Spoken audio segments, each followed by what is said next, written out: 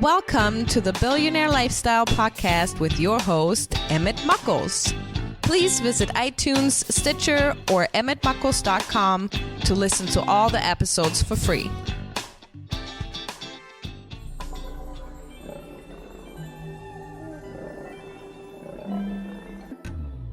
Ladies and gentlemen, welcome to the Billionaire Lifestyle Podcast. This is your host, or with Emmett Muckles. Today is the day that you were given. Yesterday is gone. Tomorrow's not here. So all you have is now. And what you need to do is you need to go up to the mirror, look into that mirror, and become friends with that beautiful fractal being that is you. And we're going to get to that because all of us need this little thing that chips away at our firmware, which is confidence. So today I have my friend from in the other hemisphere, on the other side of the planet, Miss Alexis Jane. Hi, girlfriend. Hi, how are you? I'm good. We're going to talk about confidence and how confidence is non-negotiable. Now, if I were to meet you, if we were walking down the street and just looking at you, you kind of have this exuberance of confidence. Was that always the case? No, it wasn't. Growing up, I'm one of 4 girls. Ooh. So, yes. And we're all quite close. And growing up, you kind of had to battle for comfort or battle for the things that you wanted to get because we were so close in age and friendships and lots of different things. And then as school went on, I kind of just was a bit shy and kind of standoffish. But when you get to know me, I had quite a lot of confidence. Yeah. So I kind of, as I got older, I realized the whole confidence is really quite powerful in business and in life. Mm-hmm. So. But you know, one thing that I know, because I have a great many women friends, and I am lucky. I am extremely lucky because I can speak with them very frankly from my perspective, which is a male, and I can say things to them because they know my soul. That there's no agenda. I'm literally coming because I'm ignorant on something and I need to see a different point of view. And I found out that with a lot of women, they have to almost go overboard, particularly if they're dealing with men, and they have to be really assertive about it because they don't feel like they're being taken seriously. Have you witnessed any of that as well? Yes. So my background's personal training, and when I was training, I was working for a personal training company, and then I decided to go out on my own. And I was working with both men and women. And what I found, and this is kind of part of my story around the confidence as well. So I was training men, and men decided that they wanted to flirt with me, and I didn't have the confidence or the assertiveness to pull it back into, we're actually here to train. We're not here to flirt with each other. I was engaged to get married. So I wasn't interested whatsoever in playing that game. I just wanted to get the job done and to train them. So then I shifted over to working more so with women because I felt a lot more confident being in front of a woman and training with her because we got the job done. She was getting results and it was fun and it was easy. Working with the men, I found it quite challenging when I was quite young. As I've gotten older, I've gotten a lot more assertive, but it's more owning who I am and having the confidence of knowing who I am, what I'm about, and not needing to play into that conversation around the flirtatious kind of things. And even I work mainly with women now in my coaching business because I found that men, when it comes to working with a woman, not even just myself, but with other women coaches as well, it takes a long time for them to drop their ego before you can get into the actual real delicious coaching and results that you want to get working, doing what I do. So we were talking pre the show, I have this training that I had to do, and it was with all men. And I have to do this thing. I have to do this exercise, this psychological exercise off the bat, which is I have to come in and set alpha male dominance because so I understand that male ego. And every once in a while, I'll get one that'll challenge me. And I'll basically say, look, I have 16 hours to impart some knowledge upon you. Are you going to be that guy? And when I say the word that guy, it almost clicks. And it's like, I'm not here to bash you. I'm here to teach you something, but I need you to drop your ego. So I actually understand fully what you're talking about. I mean, I've witnessed it in myself in years past. And, you know, with the like spiritual awareness or with the basic awareness of oneself, you kind of reflect and go, ooh, I don't want to be that guy, especially because my life is dominated with women, which means I have daughters, I have wife, I have ex-wife, I have the whole thing. You know what I'm saying? But when you have that as a man, if you're really honest with yourself, you have to open up and say, how is life with the perspective of these individuals in my life, and how are they seeing things? And it kind of helps you out. But, you know, I'm going to question you and ask, what is the biggest thing that holds women back from reaching like their goals based in that confidence? So the biggest thing that I found with women is owning who they actually are. So most of my clients are amazing, educated women who have so much information in their mind that bringing it down to making things a lot simpler and focusing on what it is that they actually truly want and actually having that voice to say, this is what I want. So when I ask a lot of people, men or women, what is it that you want from life? Oh, I don't know. Well, you do know, but you don't want to own what you want. So when you dig a little bit deeper, because we're so programmed to say when somebody asks us a question that we necessarily feel that we might be judged on the answer, our automatic response is, I don't know. And then when you ask the question of, but if you did know, what would that be? Then the answer flows through because they already know the answer, but they're so programmed into the I don't know. So really digging deep into helping them understand what it is that they want and then breaking it down to show them that it's actually not as hard as what they originally thought to get it. You know, I think that's some of what you said is a universal principle in that when I come across people, men, women of varying age groups and demographics, if you ask them that question, what is it that you really want? Most of them will go, hadn't really thought about it. Because when someone comes to me, and that's what I literally come down to when someone's inquiring something. I mean, you know, a lot of people will go around the bout, and I can be kind of brash and bold. What do you want? And they go, oh, and they're not used to that kind of direct approach. But, you know, since you're helping women, how did you make this into where you're able to be qualified to help people to bring this out or to help women? So I went through a separation about 7 years ago, and I became quite stressed, anxiety, depressed. There was lots of emotional things that were going on. And I really lost who I was. I went on antidepressants. I went and saw counselors, psychologists, different doctors, the whole thing.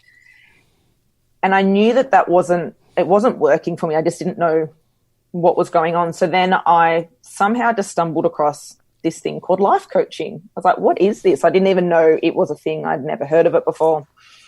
So I ended up at a two-day program.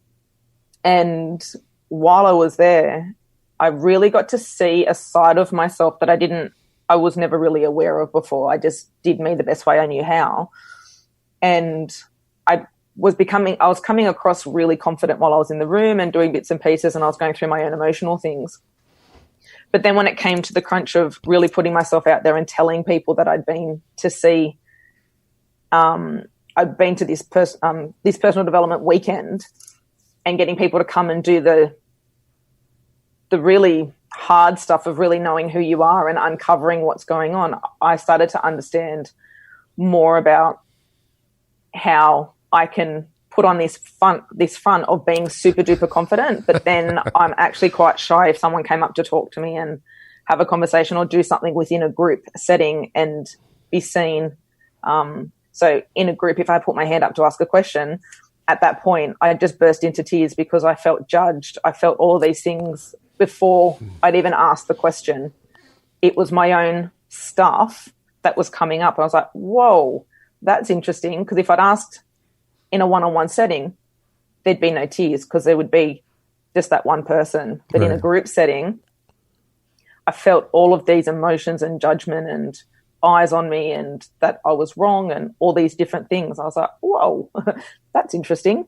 So then I ended up, after that weekend, worked with the company, and then I found out about NLP, kinesiology, hypnosis, timeline. I didn't know any of these modalities even existed.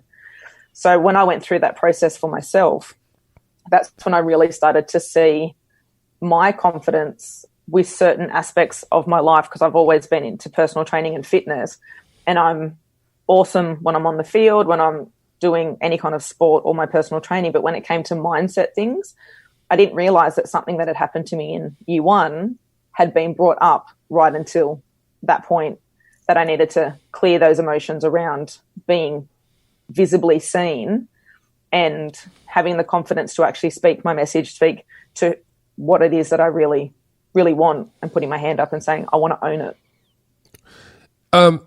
What is the term that they have for, this sounds like something else, and it was just on the tip, it was like right in the front of my brain, and then all of a sudden it said whoosh, and it was gone. Imposter syndrome. That's what it sounds like as well, a bit of imposter syndrome. So if you're like one-on-one with somebody, you're like, I'm good. But then as soon as all eyes are on you, you're like, whoa, and you start to question yourself. Were you going through some of that stuff too when you were in those larger settings versus one-on-one? Yes. Yep. So I've had to really stretch myself. So when I walk into a networking event, because I really realized that that's what I was doing. So when I was going to networking events, I made sure that I created this character within myself that had the confidence to talk in front of a group and put my hand up and say, I want to do talks. I want to be the guest speaker here. And that really stretched me and pushed me to have the confidence to be able to do that. So I had to do something different from what I was already doing. And that's pretty awesome, because I had to do the exact opposite. I had to tone myself down when I'm in public. My wife is like, you scare people. You're so confident. I literally did. And it depends if I'm like working out, if I'm in like in a 5x5 or if I'm doing heavy weights. So I'm uber confident and I got this muscle structure that people go, oh no, Thor's here. But, you know, I understand what you're talking about, not only for women, but for men. There are some men as well. And I see a little bit of yourself in me, in the fact that when I'm in front of people, I'm an extrovert. But when I come home, I'm an introvert. And I want to be by myself, and I want to just sit and think. And if anybody interrupts that, I'm just like, go away, leave me alone, because I'm in my world and I haven't invited you in. But, you know, that can flip-flop depending on their personalities. And I know that you've worked through these hard things and you seem to be really, really, really obsessed with inspiring confidence. Why is it? I mean, it's great to work on yourself. And you go, I've done this. I've accomplished this. And you go to the little paper and there's a little box and you grab your pencil and you check it off. Done. And you move on with your life. But you've taken it to the next level. You said, look, if I'm going through this, maybe I can help some other. I mean, how did that come about? Why is that? So I'm a single mom. I've got a 9-year-old. Well, she's 9 now. But at that point in time when But you only look like you're 18.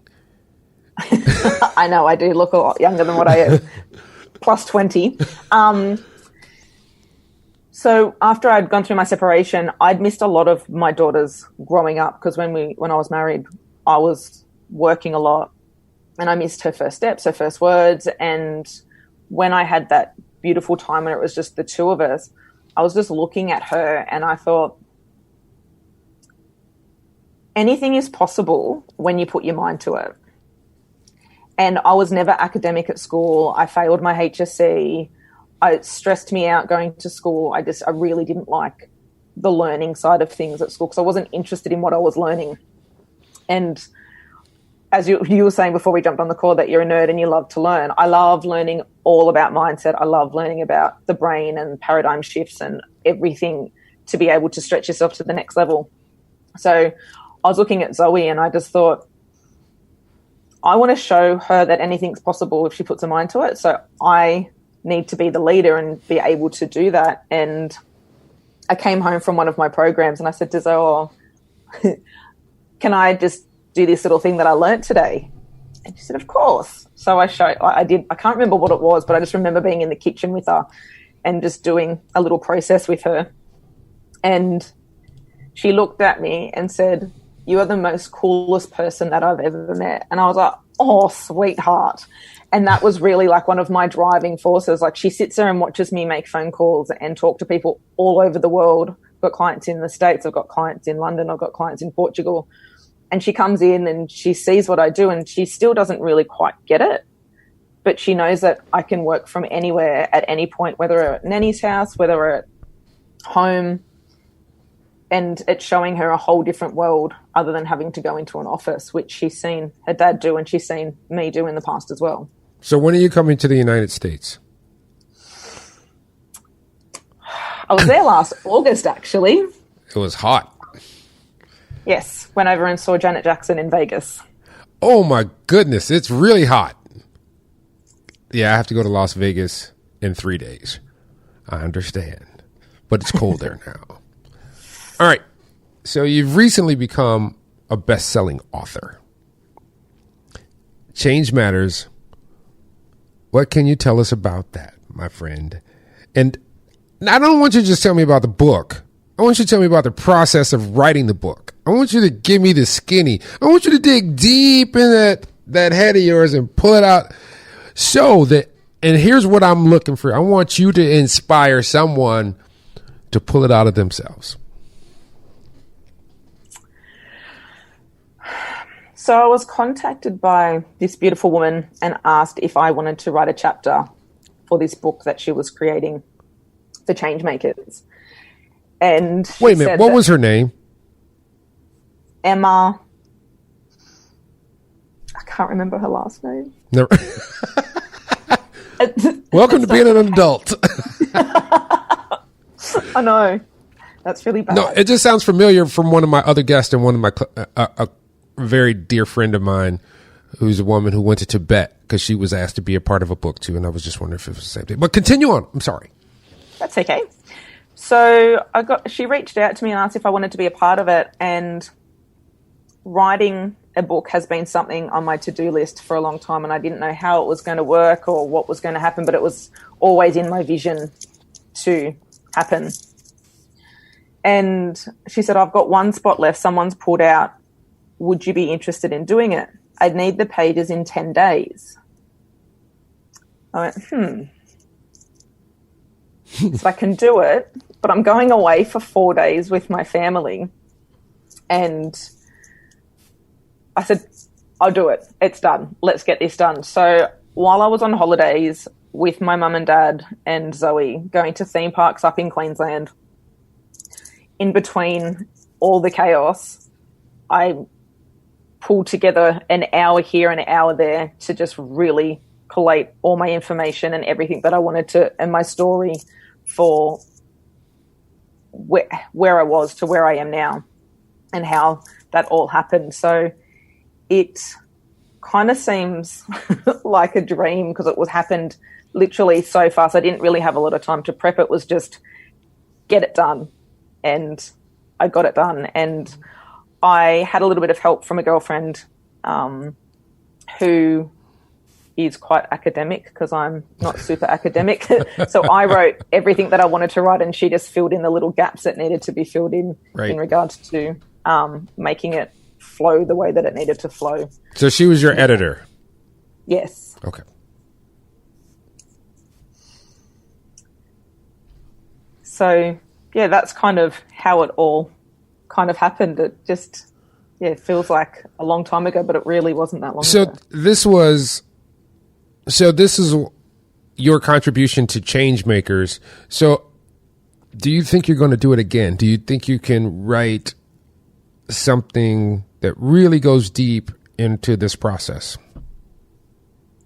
Yes, I believe there's something coming up very soon in regards to that. I like the look on your face. You went, yeah, man. I was actually asked last week to be featured in another book. So I'm still figuring out the details of what that actually looks like. So that will be coming. I'm not too sure when that's actually going to be launched and released, but there's another one in the pipeline. So as a single mom, and I have this real affinity for single moms because when I was a kid, that was just beginning to grow. There was this kind of family unit intactness that was kind of ingrained in most societies, most industrial world societies. In the 1960s and 1970s, the divorce rates began to climb across those industrialized nations, particularly in America. So I know what it takes to raise children. And I commend you guys because I would blow my brains out because my kids are just, they're just, they psychologically test you when you're tired or when something's going on, or you expect them to see the bigger picture when they can't. They just don't have the capacity. So I commend you, but how do you keep going? How do you keep going in life? Especially when you've had these confidence issues in the past, because what will happen and this is part of life. Life is like a sine wave, and the sine wave goes up, comes down to zero, goes down negative equally, and comes back up. That's life. But those 0 points can feel like they're negative. The negative points can seem like they're magnified. And those can be the points that you break. What keeps you going? Seeing her little face and knowing that I'm in full control of what it is that I choose to do, and knowing what I know now and having the support that I have around me. I'm very lucky. My ex-husband and I have a great relationship. He's still a huge part of my family and my greater family, and we speak all the time. So he is quite supportive around if I need him to have her a few more days, if I've got a lot going on, and vice versa. But what really keeps me going is not wanting to go back to a job. Like the thought of going to work for somebody else and having a job, just it feels icky and gross. I actually understand that.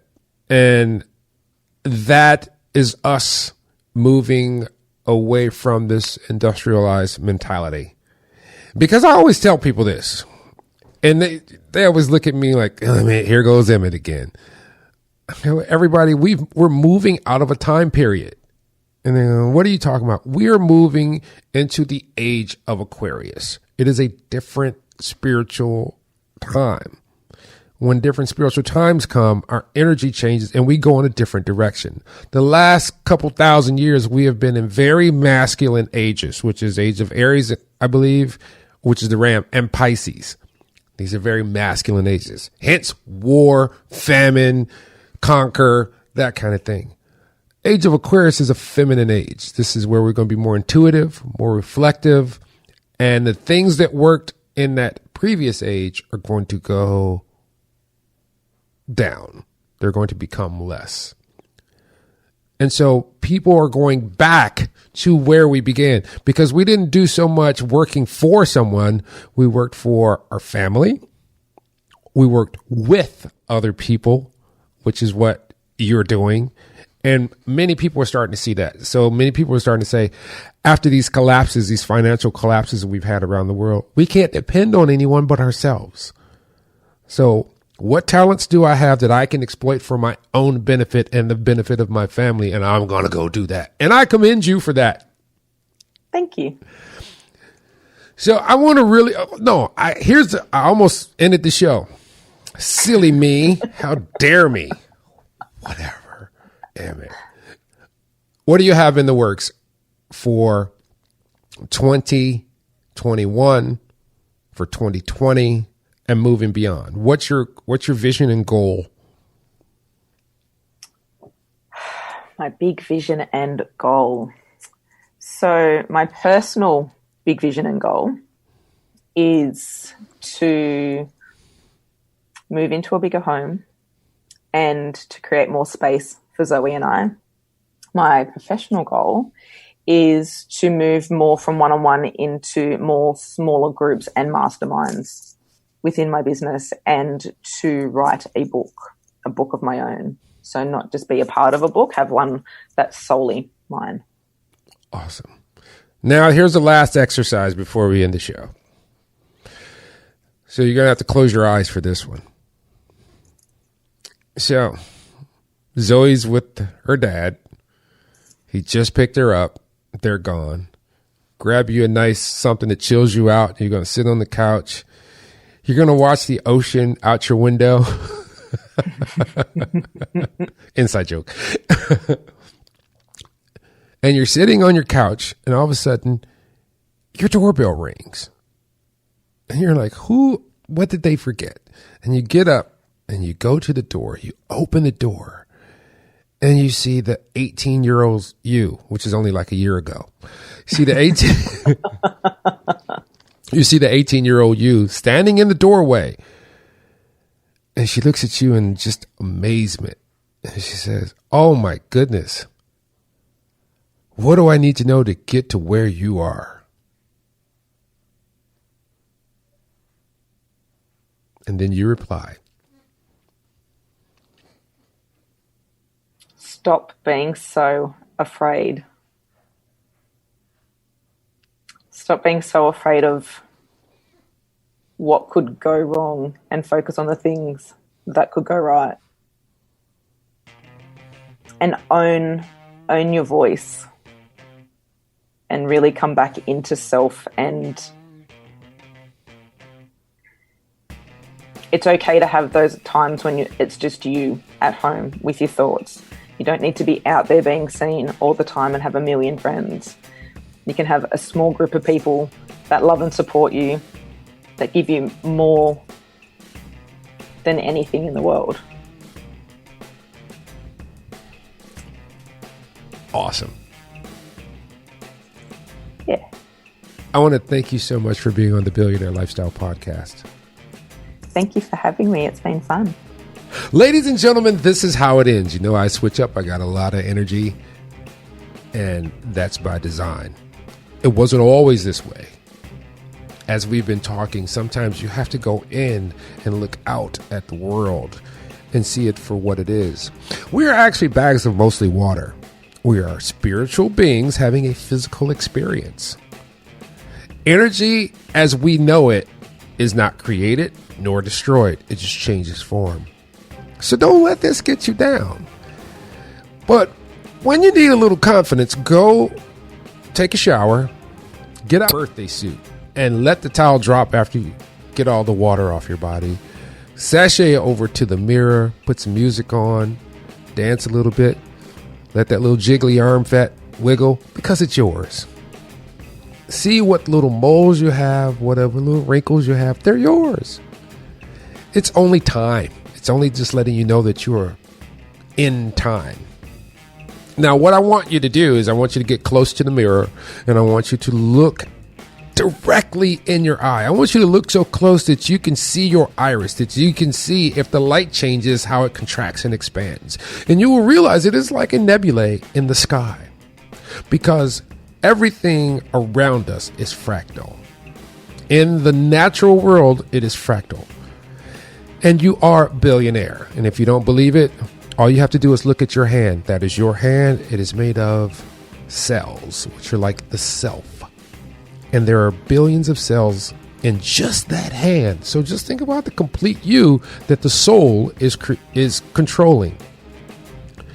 And remember, if you need to love somebody, start with the person in the mirror. Love thyself first, to know thyself. Till next time, love you all. Peace.